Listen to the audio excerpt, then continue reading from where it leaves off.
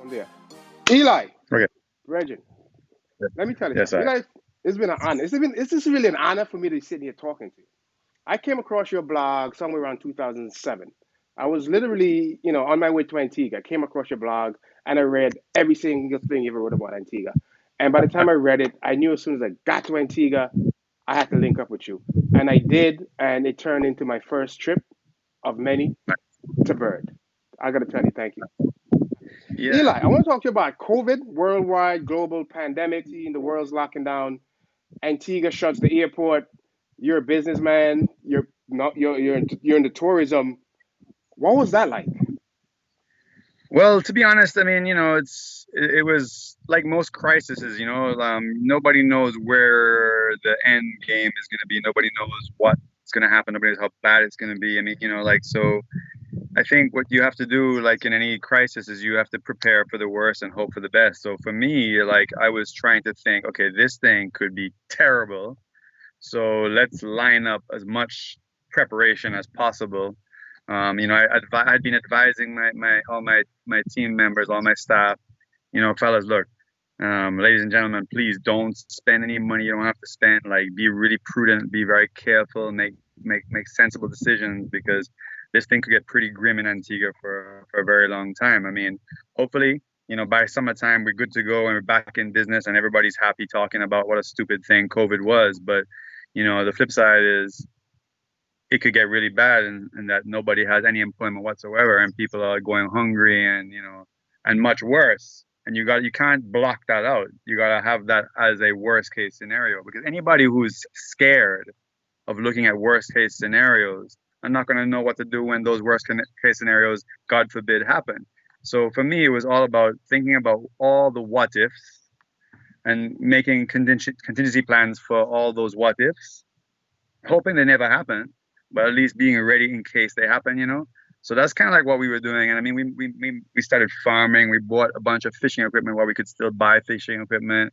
And, like in Antigua, I don't think many people really understand, even now, how fragile things are here, our economy is when it comes to tourism and how everything is so linked. And so they just think that they're gonna wake up in the morning, the bread shop's gonna be open, they're gonna go to the beach, everything's gonna be cool, they go to the restaurant, and whatever. They just think that's gonna happen no matter what. And I think in general, COVID should have. I don't think it really has done it, but it should have opened people's eyes up to say, don't take things for granted, especially in a little third world country like Antigua and Barbuda, because we are so reliant on people outside. And when things go down outside, it takes a little time, but the knock-on effect here is dread. So, that was what I was doing 3 months ago, 4 months ago. I was just like preparing, and still now, like I still am. I'm on that kind of scene, trying to say, okay, look, elections coming up in the States. They're still laying off endless people in Europe. Like we don't know where this is gonna go. We have planes landing here, and some of the hotels are open, albeit with very low occupancy. But I mean, we don't know where this is gonna go. So be very careful. Don't make any big crazy decisions that you're gonna regret later on. Just we are still in crisis. That's how I feel. You mentioned worst case scenario. In your most honest opinion, what do you think a worst case scenario could be for Antigua, given the whole COVID situation and tourism? At this point, at this point, it's almost silly. And then like, because when I talk about worst case scenarios, immediately somebody's saying, oh, he's panicking, he's a drama queen, or he's trying to scare people, a doom and gloomer. But like I said, you kind of when I do a lot of boating, as you know, I bond boating pretty much. And when you go to sea and you see a big squall coming in the east, coming towards you, you think to yourself, okay, well, this is hurricane season, and sometimes you have squalls that have 50 knots. So let me take in this sail, because hey, it could be 50 knots. Let me pull this sail down, because you in your life, if you do a lot of sailing, you catch yourself in a squall with sails full up and masts breaking or people going overboard or water taking on. So for me, it's not doom and gloom. It's like, yo, be ready. be prepared. So right now, I mean, I think about hotels here that are so fickle. We have some of the big chain hotels. We have one big chain hotel here, a couple of them actually, and you know, all of the hotels around the Caribbean, they have a bunch, are down. Antigua is probably one of the most expensive ones to operate. So from a logical point of view, why would they keep this one open when all of them are down? And they could just say, you know what, this is too expensive, close this one, put the people who we would be getting in this hotel into other hotels.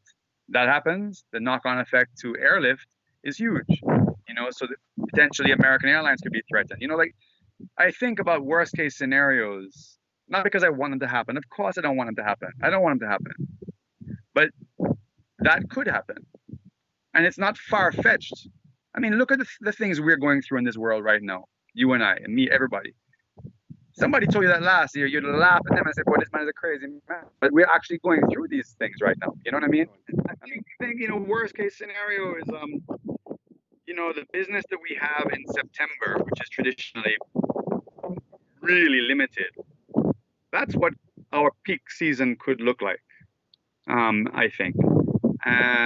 It could even be worse than that. You know, we could have lockdowns, and we could have not us locking down, but the United States of America or Canada or whatever, when they finally start getting themselves together and they look at how much it costs to have outbreaks, and they look at Antigua and say, okay, well, you know, these people still have, you know, some COVID. They haven't done a great job. They've been letting in people from these things.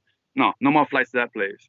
I mean, that is not totally ridiculously far-fetched. That's possible. It happens, right? I mean, look at it. Trinidad and Tobago right now. Anybody coming from Trinidad and Tobago into England right now, anybody got to stay 2 weeks locked down, right? They cannot come out of their house for 2 weeks from Trinidad and Tobago going into England. Now, how can you sell tourism to England if that's what's going to happen to people coming to Antigua? They can't go to work. You know what I mean? They can't go to school. They can't pick up their kids from school. So we're not out of the woods. And I think that, you know, holding on to some cash, if you have it, getting ready to sell assets that you may or may not have. And then the whole farming thing, you know, encouraging people to farm, and, you know, and being honest, you know, being honest with your friends and family. Look, I'm in a dread situation here. Like I don't have any food right now.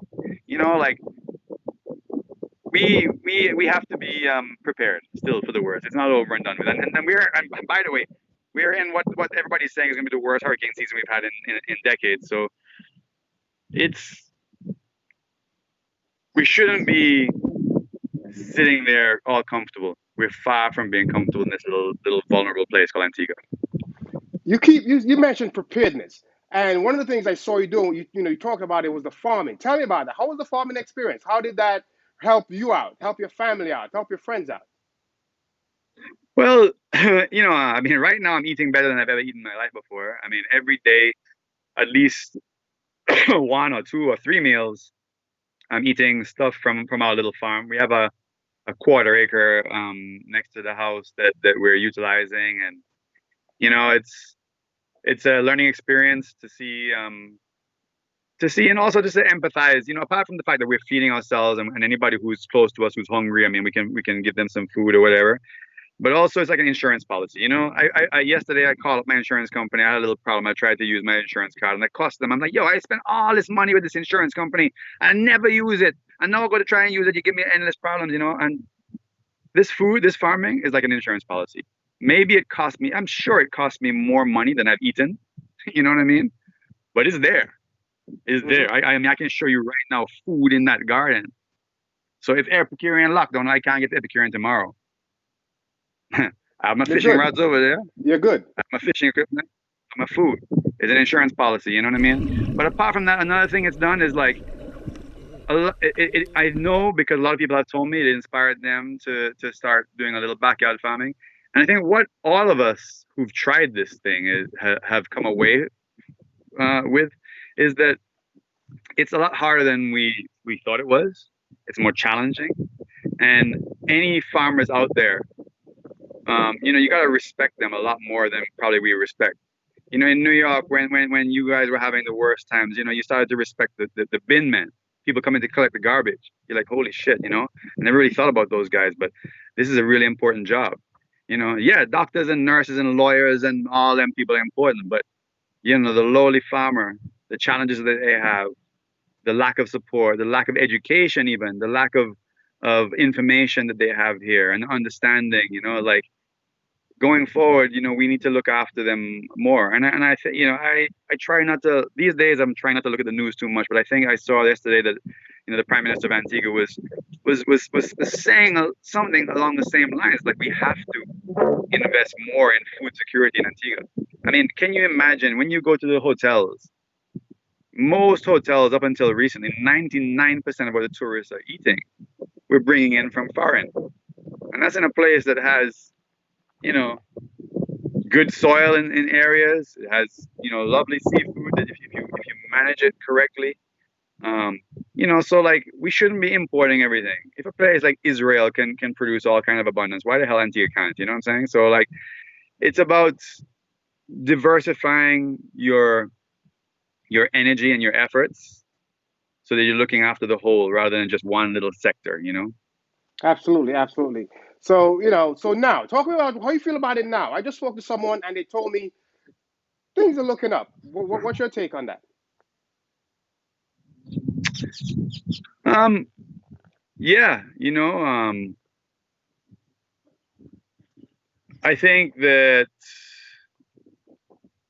I speak a lot with some of the very top people in tourism. You know, I work very, very closely with Elite Island Resorts, which runs St. James Club, Pineapple, Veranda, Hammock, does marketing for Galley Bay, and they have other resorts in other places as well. And I have a very good relationship with those guys. And then I also speak a lot with Sandals, with the guys who run their excursion booking centers in Jamaica. And you know, like to say that they're all, I don't think I've heard any of them say, "Oh, things are looking up." Um, I think that, you know, you go to a beach and you see some tourists on it. You go to the supermarket and you see some tourists in there. You see some planes landing and you say, "Okay, hey, things are looking up." But you know, like it's not that simple. And I would tell people, be optimistic. You know, definitely be optimistic. It's good to be optimistic, but I will reiterate that we are far, far from being out of the woods, because you have countries and destinations in those countries that are paying for people's airfare to come and go holiday there. You know what I mean? You have people who are saying, "Yo, you book your airfare, we'll give you a villa for the week." You know, they want the business so bad. And every one of our friends, in quotation marks, in the region are trying to get a small number of tourists to come to their shores. And so things are looking up. You know, we're doing better than I thought we were going to do right now. You know, we got some people. I have one boat out today. We're taking out, I think, 6 people today. That's great. You know what I mean? I have 2 employees working today on the boats. I have a couple of people working in the office. Yo, you know, like compared to 3 months ago, 2 months ago, this is great. But Yeah, let me stop. I'm sorry. Let me stop it. It's great now, but let's take me to the same time last year. Instead of having 6 people on the boat and 2 people working, what were you doing last year? yeah, well, you know, like, you know, 3 times as much. Now, right now, we're doing a fraction of what we did this time last year, right? Hmm. But it's not so much that. It's what are the forecasts for the season, because the Hmm. season keeps a lot. I mean, remember, business is actually shut down in the off season. You know, like a lot of businesses at this time of the year are closed anyway, traditionally. Hmm. You know, last year you'll have malls closed in August and September, closed in October. But what I'm saying to you is, if the business we're having now, you know, the few tourists we're having now is what people are saying theoretically could be there in our season time, you're going to see a lot of bankruptcies. You're going to see a lot of businesses close down. People will not be able to continue it like that. So, you know, I'm happy that we have business now. Don't get me wrong.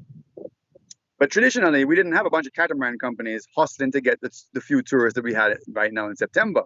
You know, they close up, go up on crabs and clean their bottom. Right now, they're hustling. You know, you'll see a bunch of companies using internet marketing like crazy now. You didn't see that before. You know what I mean? So we're all going to be trying to get a smaller piece of the pie. And going forward, you know, is the pie going to get bigger? It's how long before we have a big pumpkin pie? I don't know. It might be a while. You know what I'm saying? And you see what's happening in America. Elections coming up. We need them to have real positivity up there. We need the economy to stabilize, and we need people up there in England and America and Canada to say, you know what? Next year, everything's going to be awesome. I don't know if Americans are saying that right now about next year. I don't know if Canadians and Europeans are saying that right now. So until they're comfortable, they're holding on to their cash. Of course, there's some people who just have to get out the house and have to travel, and they don't care about no flu or COVID, and they're going to travel. But overall, we are seeing a lot of people who are very cautious still.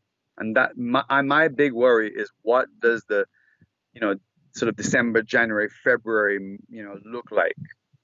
That's what I'm worried about, because if it's going to look like what we have here right now, this is not going to help Antigua and Barbuda. There's going to be big problems.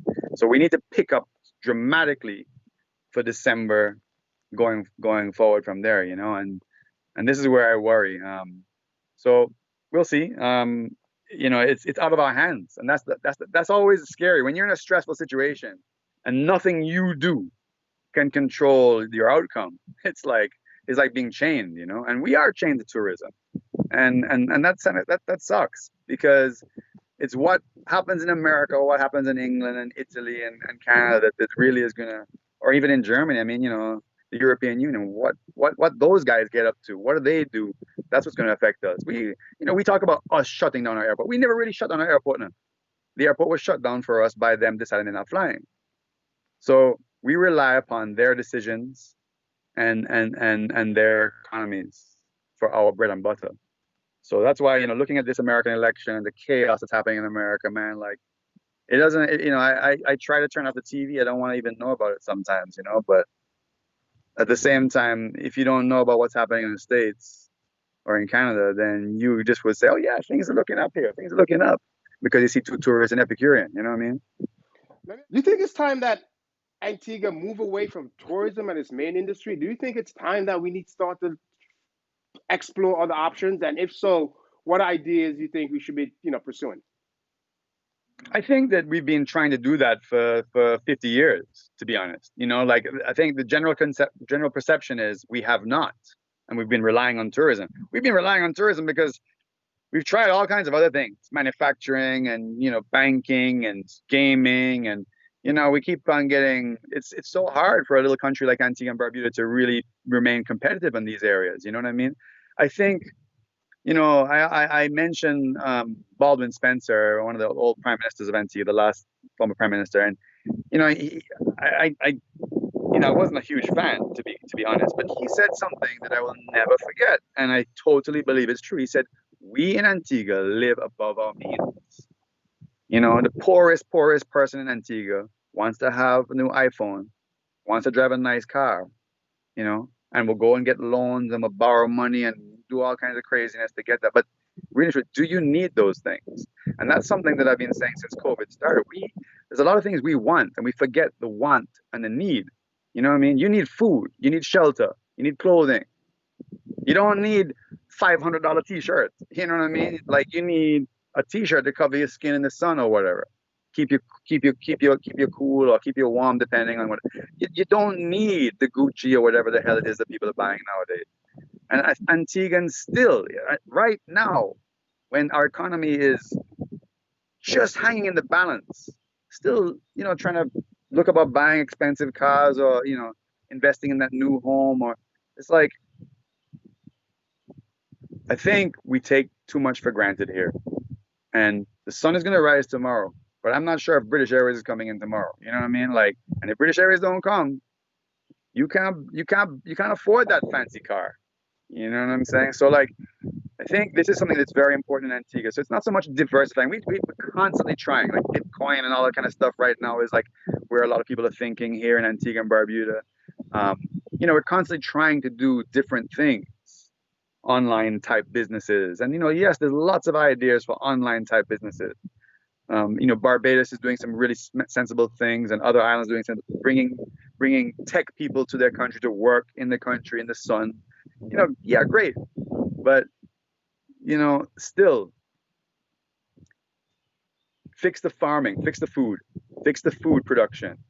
You know, don't let you don't clear cut all the hillsides to let all your fertile soil wash off into the sea and damage the reefs. You know, look after our natural resources because one industry after another will fail over time. Historically, that's what happens. You know, be ready at all times to feed yourself, to shelter yourself, to clothe yourself. You know, and then you know the other stuff when you can afford it. That's gonna get you that expensive watch or whatever it is. You know, you don't need those things.